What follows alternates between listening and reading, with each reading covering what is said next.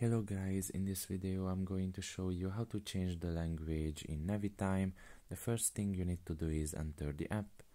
Once you are done with that and you are in the home page, you can just look in the top of your left corner and press on the three lines there.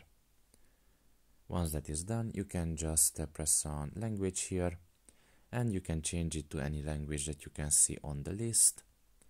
And soon after that, the language is going to change to the one that you have selected. So that's pretty much it really. I hope this video was helpful to you. Thank you for listening and see you next time. Bye bye.